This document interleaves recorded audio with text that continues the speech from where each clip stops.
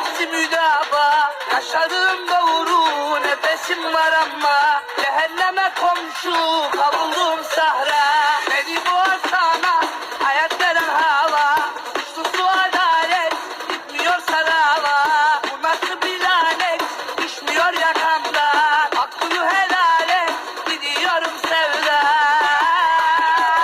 Biz ayrı insanların dünyaları, duygulara nefret olmuş dünyaları. İkimize tuzak oldu dünyaları, gayrı bize haram oldu dünya barışı.